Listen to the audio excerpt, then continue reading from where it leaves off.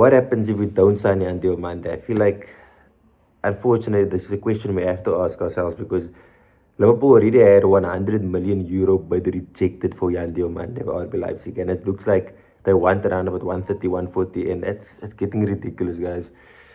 So I feel like it's a question we have to ask ourselves: what happens if we don't sign Yan Diomande? If the price is going to be too steep, we're gonna have to start looking elsewhere, unfortunately. And right now, there's three names that's being mentioned a lot by the respected journalists like Fabrizio, Ben Jacobs, and David Ornstein. The three players that's being mentioned is not a great list. It's Yankuba Mente, it's Saeed El Mala, and it's Matthias Fernandes Pardo. So you guys are probably more familiar with Yankuba Mente, and the other two is a bit unknown. But I just feel like, guys, we need to ask ourselves this question: like, what happens if we don't sign him? Because it's a big question because it might not sign him at this point. As likely as it was looking maybe a few days ago, it's starting to look a bit, I don't know, bleak. But I mean, anything can happen over the next few days. We could sign him tomorrow. You never know. So, just my thoughts on this, like what happens if we don't sign him. I think it's obviously going to be unfortunate, but if it's going to be too big of a price, and like, say for example, we sign Nkuba Mente for like 130, and that will probably mean we can't spend like another 100 more on a midfielder, say like a Adam Wharton, you know. So we need to actually prioritize the signings correctly. But okay, just going back to the question, if we don't sign Yan Diomande, the alternatives, the list that I gave you. So let's just run down a quick rundown on all three of those players' stats last season. So we'll start with Nkuba Mente, who's obviously a Brighton winger who's very good. I like Nkuba Mente. Obviously, he's not at the level we need a starting right wing at the moment. Like, we need someone that's, you know, it gives more. Like, Mente is a great player, but he's still developing. But anyway, let's Yankuba Mente that's at Brighton. So 34 matches, 3 goals, 4 assists. That's not the best. It's just keep it a buck. It's not the best. Okay, we'll go to Saeed El Malai. Plays in the Bundesliga for FC Cologne. 34 matches, 13 goals, and 3 assists. Not bad. 16 GA compared to Yankuba Mente's 7 GA.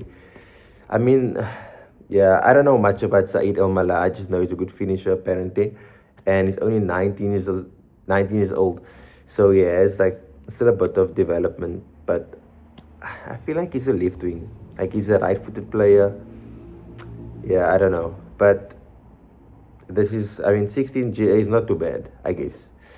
Going on to the other target that's always being mentioned is Matthias Fernando Pardo. He plays in Ligue 1, in the French league. He plays for Lille.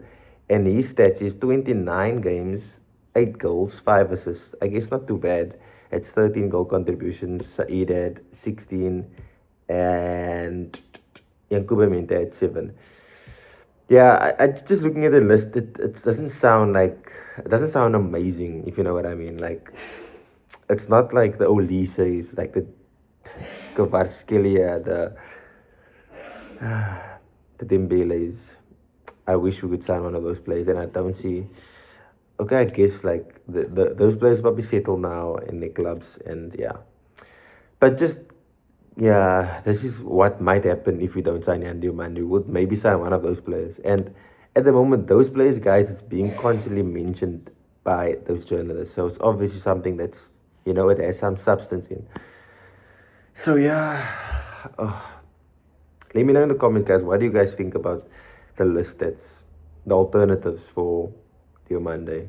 Do you guys think we should sign one of those players? Any other players out there that you guys think we should sign? Probably. But I just can't think at the moment, and I'm just looking at this alternative list, and it's looking bleak, guys. But hopefully, I don't know. Hopefully, we can get the Diomande deal done. But I'm not sure. We'll see in the next few days. And if we don't get it done, we need to sign like a great wing. We need to find somebody out there. There's like Mika Gwatz is also out there. He's a great player, but I think he's also a left wing. But anyways, guys, that's the list, and that's what Liverpool might do if we don't sign Yan Diomande. So make sure to like and subscribe if you guys do enjoy this content. And let me know in the comments what you guys think about this list, and what do you think Liverpool should do compared to what Liverpool will do if you don't sign Yan Diomande. And also, do you guys think you will sign Yan Diomande? Could be. But anyways, guys, yeah, till next time.